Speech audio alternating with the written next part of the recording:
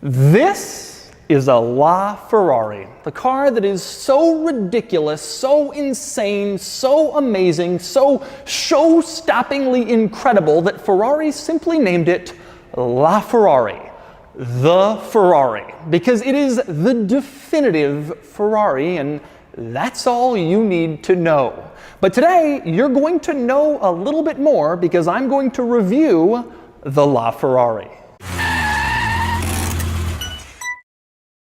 I've borrowed this LaFerrari from David Lee, who is a collector of Ferraris and other cars here in Southern California, and you can follow him on Instagram with the handle you see on the screen, and you should follow him because he has an insane collection, which I am standing in now, that includes not only the LaFerrari, but the Enzo, the F50, the F40, and a lot of other stuff. And I'm going to talk with David a little bit later about this car and about his collection. For now, a little overview. The LaFerrari is Ferrari's fifth modern supercar, following up on the 288 GTO, the F40, the F50, and the Enzo. Power comes from a mid-mounted V12 that makes 790 horsepower, which sounds ridiculous, but then there's also a mild hybrid system that can boost that figure up to 950 horsepower in short bursts. It also has 664 pound-feet of torque. Now the top speed is around 220 miles an hour, and 0 to 60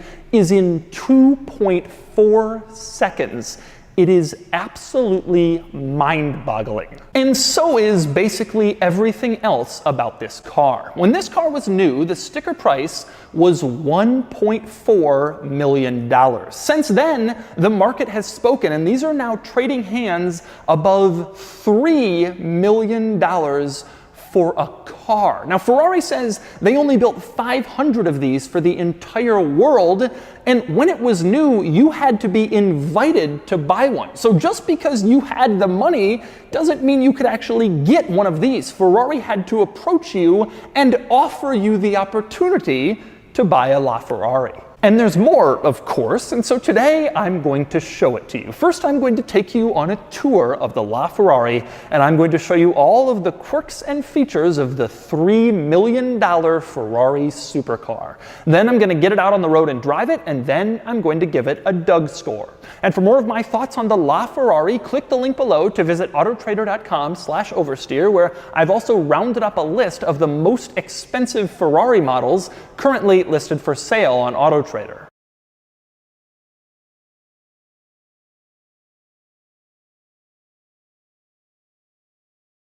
Now, I'm going to start the quirks and features of the LaFerrari with one of the most noticeable items you first see right when you walk up to it, and that would be the mirrors, which come way off the car like little mirror antennas protruding from the door. Now, the reason that they have to do this is that the body of the car is a lot wider than the passenger compartment, and so in order to get the mirror far enough over to actually see anything, they have to put it on this long carbon fiber post, and so it's like a foot off the car. Now, one of my favorite things about the mirrors is the fact that they fold in, but the carbon fiber mirror post is fixed in place. Only the actual mirror bit folds in. So if you want to fold the mirrors, you can do that, but it only gives you like an extra inch to narrow your car if you're trying to get into a tight space or make sure someone won't hit you. Most of the assembly just stays in place, which I think is kind of funny. Now, next up, we move on to the door itself and getting in. But first, one interesting item with the door, it contains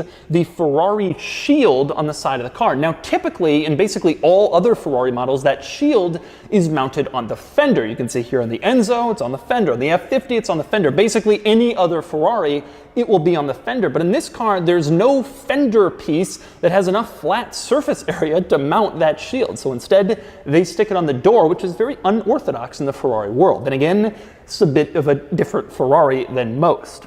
Now, when you go to get into the car, you will notice when you look at it that there's no immediately obvious door handle on the side. But if you slide your hand under this line here, you will in fact find the door handle down there. You kind of pull on it and then the door opens up. And one interesting item in there next to that door handle, there is a keyhole on the outside of the LaFerrari. This is something you would never see if you're just standing next to it because your angle prevents you from seeing it. But if you actually crouch down and get under there, you will see there's a keyhole to get in case your key fob battery fails and you simply must drive your LaFerrari. But anyway, stick your hand under here, you open the door, and then it opens upwards just like you would expect the door to open in an exotic car. And it looks very cool when it's opening, and obviously when both doors are open at once, it looks very, very special, very unique, and tells you this isn't your normal Ferrari. Now, next up, with the door open, you can see what I was talking about earlier about how the body of the LaFerrari is a lot wider than the interior. You can see there's a big gap between the edge of the interior and the edge of the body of the car. The interior is actually much narrower, and the body sort of goes on around it. One of the reasons that the door ends up being that much wider is that it has a channel inside of it to send air into this air intake. The door is specifically shaped in a way to make sure air flows down it and then into this intake, so this giant engine can get enough air back there, since that's one of the challenges of a mid-engine car, getting enough air into the engine, and that's one of the ways they solve it. And next up, we move into the interior of the LaFerrari, where there are so many quirks and features. I'm going to start with one of the most obvious ones you see the moment you climb inside, and that would be the floor mat. It's not like a cloth floor mat like in your car. Instead, it's this weird leather thing that kind of comes out of the floor and says LaFerrari on it. It's a very unorthodox floor mat. It's fixed in place there into the carbon fiber at your feet. Never really seen anything like that before. The next thing you notice if you're climbing in on the driver's side is the steering wheel, and specifically the fact that the steering wheel isn't really a wheel at all. It's not circular. In fact, it's not even close to circular. It's not like mostly circular with a flat bottom. It is pretty much square or a hexagon, whatever you want to call it, but it is not a circle like in almost every other car. It's a very unusual design, but common in performance cars and race cars. I guess it allows you to grab it a little better on the side since they're straight up, but it's unusual to see on a road car. One cool thing about this steering wheel, at the bottom you can see David Lee's name is actually printed in there. Ferrari will personalize that kind of stuff for you, and that makes your LaFerrari seem just a little bit more special than everyone else's, or than it would if you bought it used. Now, the steering wheel also contains a lot of other items, as most Ferrari steering wheels do. You have the windshield wiper controls, for example. You also have the drive mode selector, and you also have my personal favorite, that would be the turn signals. Ferrari's theory is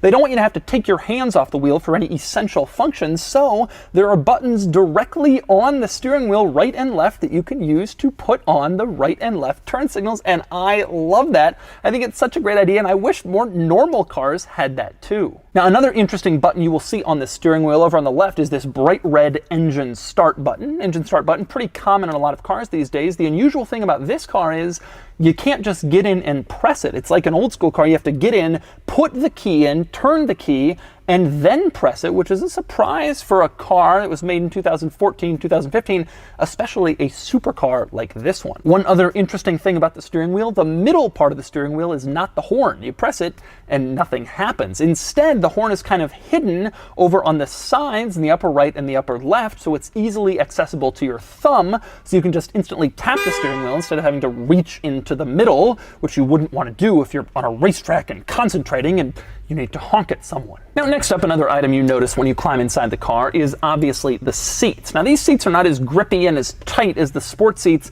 in a lot of modern exotic sports cars, and I kind of like that. It's nice to have a little break from your butt being squeezed. One interesting thing about these seats, though, they are fixed in place.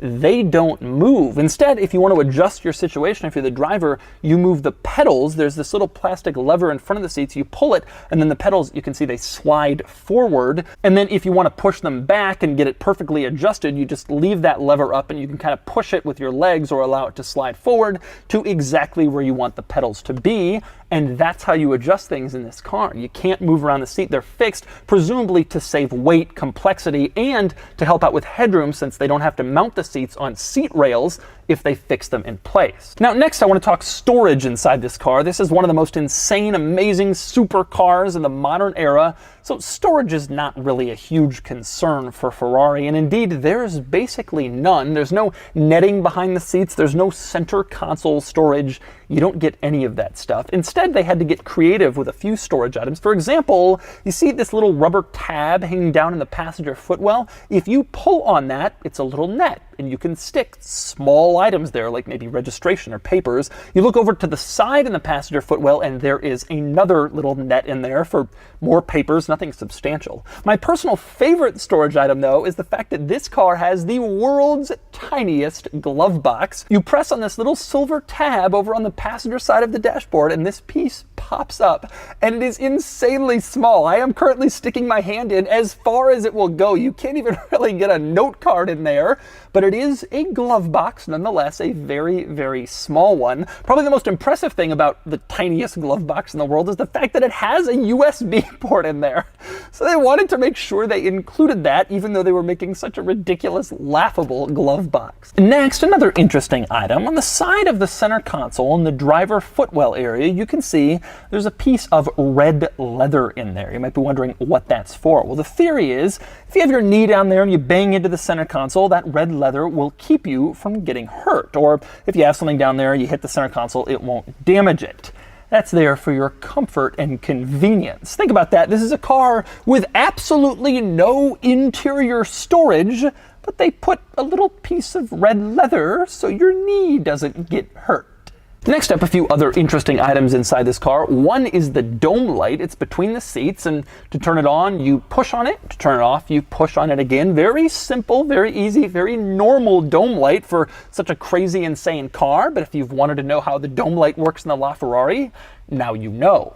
Another interesting item is the sun visors. They are incredibly tiny. You can see my hand basically covers the entire sun visor when it's down. In fact, the sun visor is so small that the airbag warning basically takes up the entire thing, which isn't usually the case in automotive sun visors, but they're very, very small in this car. Now, another interesting and small item in that vicinity is the rear view mirror. Very simple rear view mirror. Looks like something you would find in basically any other car, but very small. And the reason for that is the back window just isn't really very big. You don't need any more mirror than this, so effectively they just give you what you need. Now, interestingly, above the mirror, you will find 3 circular buttons up there that are kind of hidden. The button on the left puts the car into fully electric mode. The button in the middle is the door locks, pretty simple. And the button on the right puts it in tow mode, I guess, so if you go to tow it, the alarm won't go off or whatever when you're rolling it.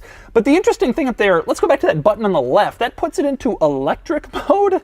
What is that? It's a picture of a car with arrows pointing in each direction. I asked David, the owner, and he was like, I don't know why it looks like that, but that's what it does. Now, those buttons are a little strange up there, especially the door lock button kind of hidden above the mirror. It's an odd placement, and this interior actually has a few other odd placements. For example, there is a fire extinguisher that takes up basically the entire passenger footwell. Now, I've seen fire extinguishers in passenger footwells before, but usually they're very small to allow the passenger room for their feet. Not in this car. It's a really big fire extinguisher. There's no mind paid to the fact that it will make the passenger uncomfortable, but it's there so you can save your LaFerrari in case of fire. I guess that's more important than your passenger's comfort. Another rather odd placement is the warning lights in this car, the check engine light, the airbag light, that kind of thing. They're not in the gauge cluster, which is a screen. Instead, they're on this little angled panel in the dashboard. You put the car in accessories mode and they all turn on, and you can see they're all kind of pointed at you from the middle of the dashboard, which is a little bit unusual, but I guess the theory was they needed one place to put them since they didn't want to put it in the very configurable gauge cluster screen area, and that is the place they chose. Kind of unusual. And next up, moving down from that center gauge cluster warning light area, we move on to the climate controls in this car, which are pretty similar to the climate controls in basically any other modern Ferrari with all the arrows and the little dial that turns up the fan speed. It's all fairly standard for a Ferrari. One interesting thing, they're in Celsius in this car. You pay $1.5 million when it was new for a LaFerrari, and they won't even convert the climate controls to Fahrenheit for you. I find that to be kind of absurd, but that's the Ferrari way, I guess. Another dial that is shared with other Ferraris over to the left of the steering wheel, the headlight dial, that one is pretty much taken directly out of other Ferrari models. But going back to the climate controls for a minute, something I love in this car is the climate vents. I think they look wonderful. You can move them around and place them exactly where you want the air, but the coolest part is they look like exhausts, and I just think that is so cool. It looks like you're revving your engine. even though you're just turning on the climate controls. Now, next we move on to the center console, where there are a few unusual items. Probably the most unusual is the axle lifter button. You can see it here. It looks like a hat with little circles and an arrow. I guess that's supposed to be a car. It is not a great representation of a LaFerrari, but it's the button they use nonetheless. Obviously, if you push that, the front end kind of comes up a few inches to help you clear lower curbs, driveways, and angles. The other interesting thing in the middle here is the fin, as I call it. It's this carbon fiber fin that sticks out from the center console, and it has 3 buttons on it: R, auto, and PS. That's reverse, automatic for the transmission, and PS is power start, kind of like launch control. But the fin itself is such a bizarre thing. Ferrari really doesn't want to have a center console of buttons like basically everyone else, so instead they have this weird angled carbon fiber fin. It is very distinctive, unique, and kind of odd. Now, in front of the fin, you have a little storage area. I will admit there's some storage here, although it isn't covered, so you can't really put anything there that you don't want to fly around in case you're accelerating hard. And above the non-covered storage area, a couple of other interesting items. You have a USB slot, and you have a little power outlet. You pull down this little plastic thing, and you can plug in a charger or whatever else you might have into the center console of your LaFerrari. Now, next up, I want to move on to the door panel, and when you take a look at it, you'll notice there's no storage pocket in the door panel. I told you there's very little storage in this car. I think the theory with not putting one on the door panel is the doors go up, so if you have something in there, it could easily fall out when you open the door, so they just don't bother at all. But anyway, in terms of getting out of the car, it's pretty easy to do. You have this plastic handle on the door panel, you just pull it, and then you push up, the door opens, and you can climb right out. Now, an interesting item with the doors in this car is the grab handle situation. In a lot of cars, you're going fast, you want something to grab onto, and usually it's kind of right above your head. But in this car, it's actually on the A-pillar, like on the windshield frame. That's where the grab handle is, and you kind of grab onto it, you pull it down, and then when you're driving fast, you have something to hold on for dear life. Now, it's interesting because most automakers don't put it there, but Ferrari did, and I suspect the reason is when they were developing this car, they knew they would eventually make a convertible version, and they couldn't put it on the doors because the roof could come off, so they stuck it there instead. That should have been our first clue. There would eventually be a LaFerrari convertible, which of course there was, and it was called the Aperta. Now, one more interesting door-related item in this car. Over on the driver's door, you can see there are 3 circular buttons. The one on the left opens up the front trunk, the one in the middle opens up the fuel door, and the one on the right opens up the charging door for the hybrid system. I will cover those things in more depth in a couple of minutes. One other item in the middle that's worth noting is between the 2 seats. You have a carbon fiber panel that comes in here, and there's a little tiny plaque that says limited edition 1 of 499. Doesn't tell you which one you have, but it does remind you how special and limited your LaFerrari is as you drive it along. Now, next we move on to the tech and the screen situation in this car. You don't have a center screen like in a lot of cars. Instead, it's all driver focused, and so the screen is the gauge cluster right in front of the steering wheel. Now, the screen is split into 2 separate components, if you will. There's a left part and a right part, and those components are controlled with 2 separate areas of controls. The right bit is controlled with these little controls to the right of the steering wheel. There's a little circle, there's a volume knob to turn up and down the radio, and that sort of thing. But those controls don't do most of the work. Instead, most of the screen changing is done by a set of controls located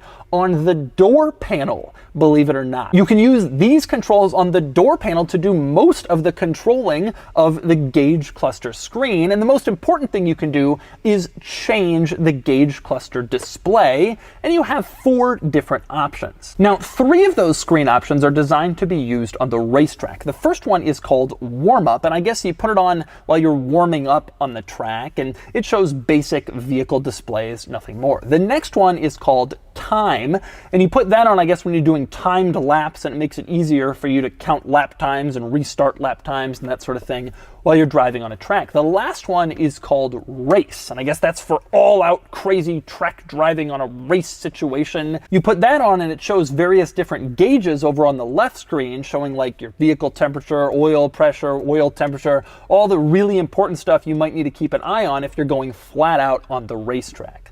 The final display is not intended to be for racetrack use. It's more for kind of street driving. It's what I would call regular. You put that on and you have the familiar yellow Ferrari tag tachometer display in the middle, and that's probably the screen you would use if you're just driving around town like normal in your LaFerrari. And those controls to the right of the steering wheel, they change their function depending which screen you're on. So if you're in one of the race screens, you can use those controls to the right to monitor your lap times, and you can even insert a USB stick that will kind of keep track of prior lap times on this track or whatever. If you have it on just the general regular screen, then those controls to the right of the wheel, they can change the radio station and do more traditional, normal driving activities like that. Now, you can use those controls on the door panel to cycle through various displays in the left part of the gauge cluster screen, and there are a few interesting ones I've found. For example, if you go into settings, there's something in there called long run.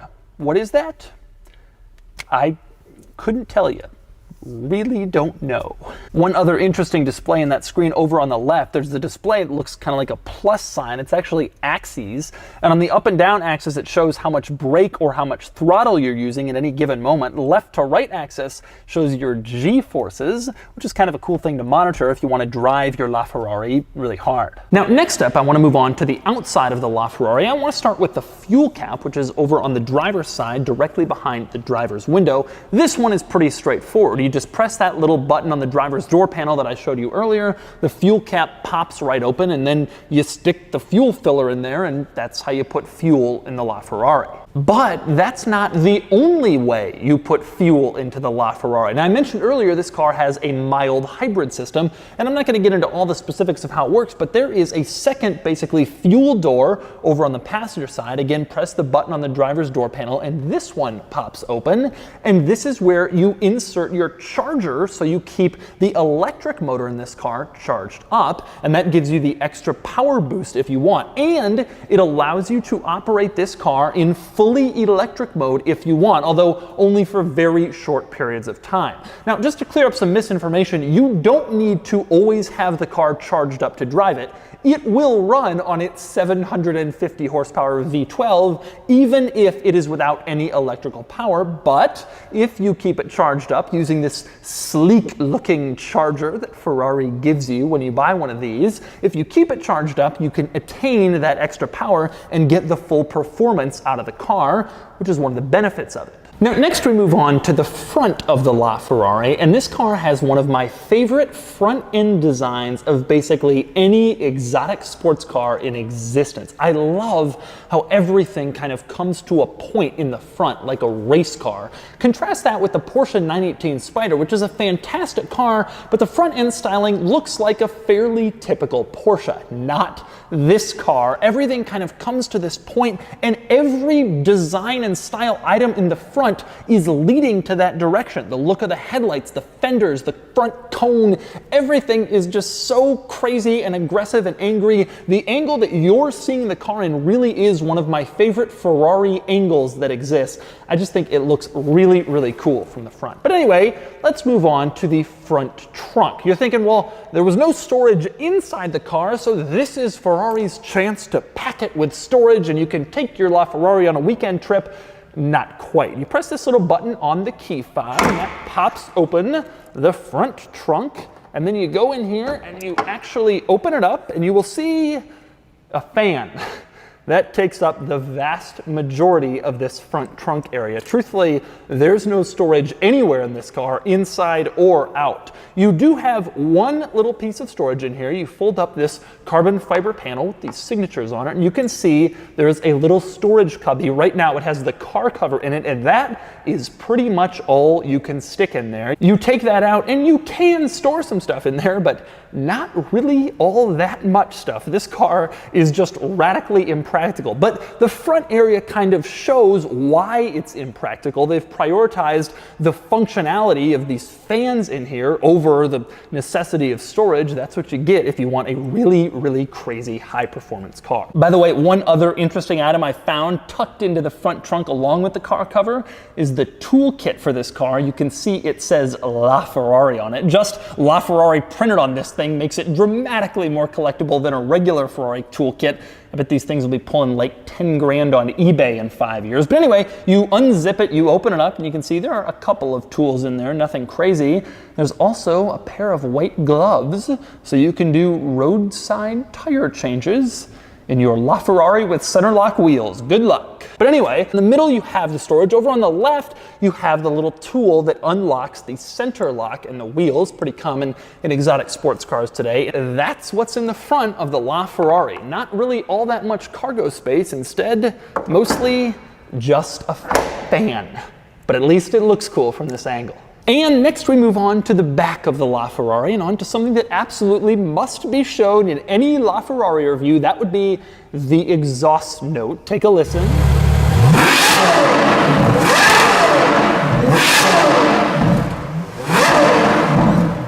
That is a seriously impressive exhaust note, one of the best I've ever heard, and it sounds just as good whether you're driving in it or whether you're outside of it and one of these goes by. It is absolutely an incredible sound. One other thing I like on the back of this car is down here below the license plate, you have this little box with 12 holes in it. That is a light. It is intended to be a rear fog light, and it's designed to mimic the rain light in Formula One cars. When it's raining, they turn it on so drivers won't slam into each other. And Ferrari has integrated it into their normal cars to kind of draw that connection to F1 cars. And I think that is a really, really cool idea and a neat look. And next we move into the engine compartment, and first we must discuss how to do that. It's actually pretty simple. You open up the door, and inside the door jamb on the back there's a little latch that opens up the engine compartment. Then you just come around here and open it right up. It's pretty simple, but it doesn't just stay in place. Instead, you need to prop it.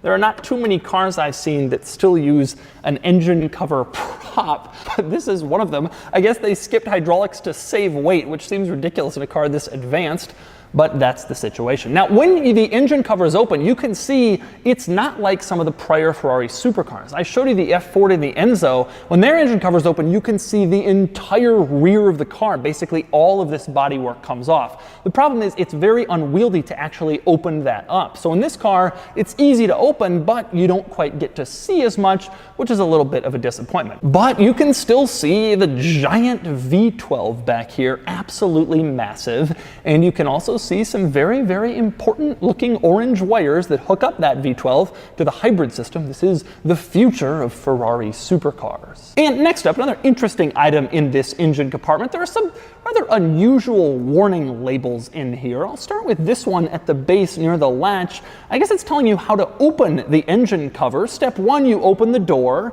and then step 2, you open the engine cover. Seems to be skipping a few intermediary steps, but it's there. Very helpful, except that when the engine compartment cover is closed, you can't actually see it.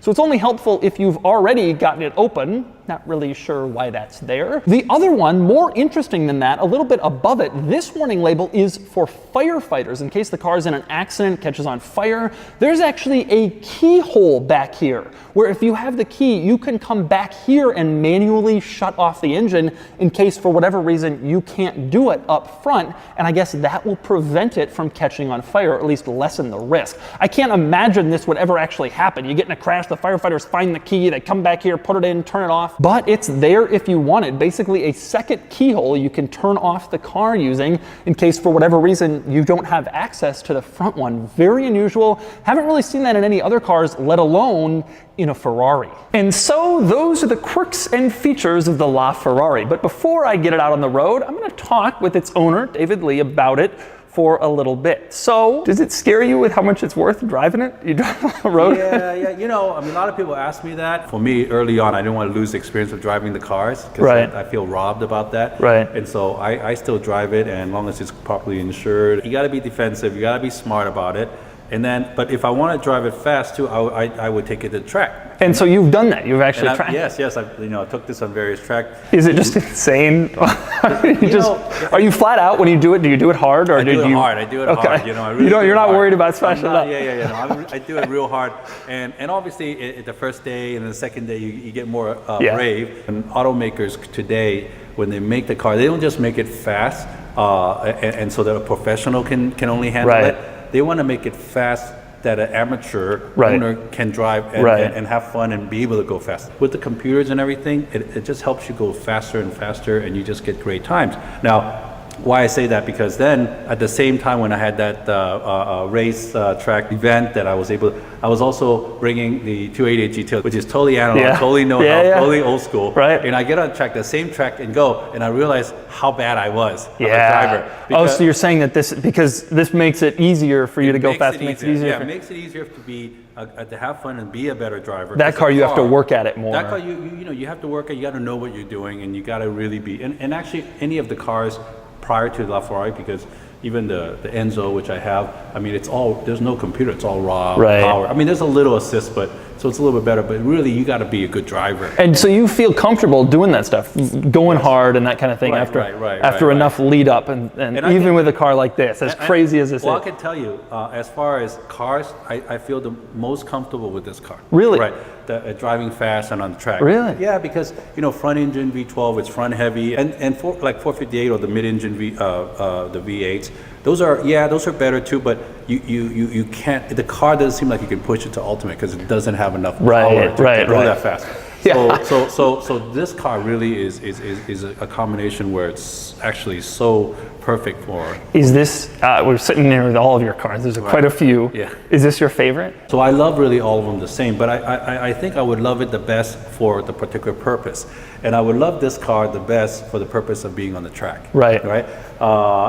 Whereas I would love a classic car for another venue. Or if it's for a concourse and you're doing the concourse thing, then that's a particular car for the concourse. I put this diplomatically. Are you disappointed by the owners who don't use their cars? Well, everybody has their prerogative, right?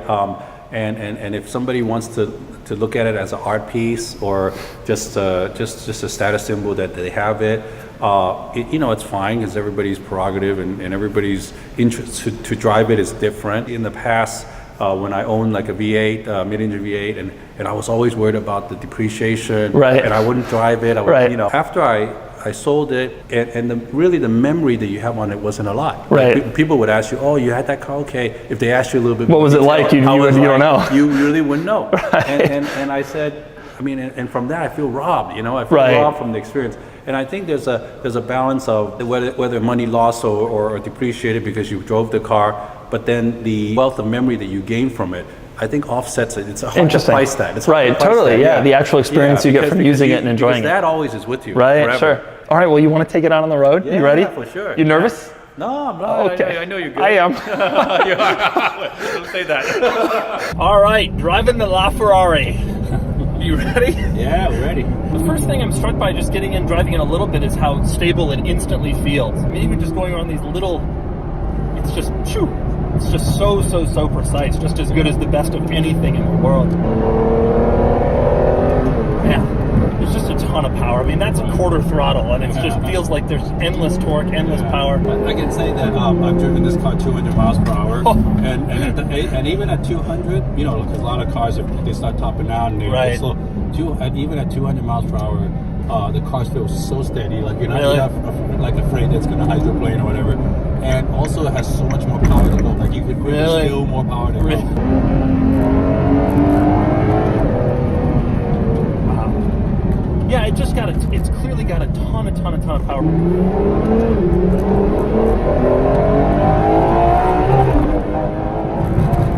Wow.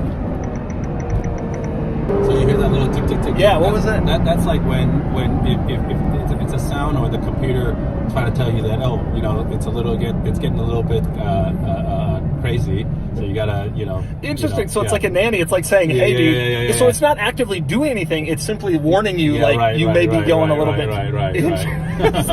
What a weird thing. So, like when you're turning and you're about, like, if you're going too aggressive, you might lose it. It will start to. Do you pay attention to that? Like if it turns on, are you like, okay? I mean, I do. It's like a little nanny. It's like a babysitter. It's like a minder telling you. Yeah, before like all things go to heck. It feels so stable. The transmission is so incredibly fast, which is actually surprising. This car is not brand new. It's a few years old. You would think you maybe feel a little bit of that, whatever. You don't. I mean, it feels as good as any new exotic that I drive. The ride is not as bad as I was expecting it to be. I mean, it's rough. You feel a lot. The lane line bumps are a nightmare, but it's not that bad. Do you, when you drove it on the track, so when you drive it on the street now, are you just like, how far below its capabilities we are? Yeah. for sure. You know, it's just like walking right now, you know. Right. That's exactly it. Yeah. And just the precision, it's so incredibly capable. The one thing I'm struck by is the fact that it feels drivable and usable more than I was expecting. I thought there would be a lot of compromise. I thought it would be so low that we wouldn't be able to, parking, getting in and out of places would be a problem, and driving on the street visibility would be a problem. Actually, these ridiculous mirrors do a pretty good job of doing. They do a really good job. I think, like again, today's the automotive companies right now are trying to achieve more drivability. Right. I mean, the days with the Enzo and the Carrera GT and everything. I mean, those were fast cars. They were so fast they were scary. Right. You had to know what you were doing. You had to really know it, and you wouldn't push it because you were afraid to push it.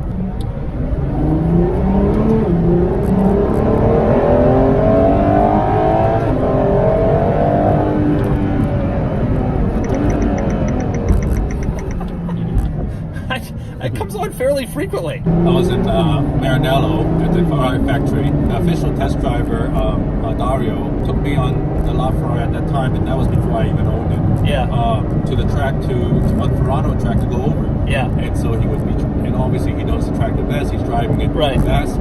But through that whole time, that sound was going on all the time. Like the whole time, every turn, every braking, everything. It's so good, though. It's just so good. Everything has just been engineered so well. Each car has kind of built off the prior one to the point where now everything is just fantastic. And so that's the LaFerrari. This is quite simply the ultimate Ferrari. It is incredibly rare. It looks ridiculous. Values are insane. Performance numbers are absolutely out of this world. It really is the ultimate Ferrari and one of the ultimate cars on the road today. And now it's time to give the LaFerrari a Doug score. Starting with the weekend categories and styling, the LaFerrari is gorgeous, of course, but it's just a bit more fussy than I'd like, and it gets a 9 out of 10. Acceleration is massive and intense, and it gets a 10 out of 10. Handling is incredible, sharp, precise, basically as good as it gets, and it gets a 10 out of 10. Fun factor is also huge. This car is more exciting than basically anything in existence, and it gets a 10 out of 10. Same with cool factor. This is one of the most special, most amazing, most noteworthy cars in the world, and it gets a 10 out of 10 for a total weekend score of 49 out of 50. Next up are the daily categories and features, and the LaFerrari is reasonably well equipped considering what it is, and it gets a 6 out of 10. Comfort is pretty good for a car like this, and it gets a 3 out of 10. Quality is okay, the interior is nice, everything is well made, but I, and probably most LaFerrari owners, worry about the longevity of the hybrid system. It gets a 7 out of 10. Practicality is basically non-existent, and it gets a 1 out of 10. Finally, value, and this one is hard to rate. What is the right price for one of the most amazing cars in the world? These are insane money, but also insanely special, and it gets a 6 out of 10 for a total daily score of 23 out of 50. Added up, and the Doug score is 72 out of 100, which places it here among the best supercars ever. The Bugatti Chiron beats it out, but the LaFerrari has a higher weekend score. The Bugatti is just a little more drivable every day. In fact, the LaFerrari beats out almost everything for weekend score, including the 918 Spider and even the Koenigsegg Agera RS1. This is certainly one of the most exciting, fun, truly incredible cars I've ever driven. The LaFerrari is Ferrari's fifth modern supercar, following up on the 288 GTO, the F40, the F50, and the Enzo, which I am pointing to because they're all sitting here.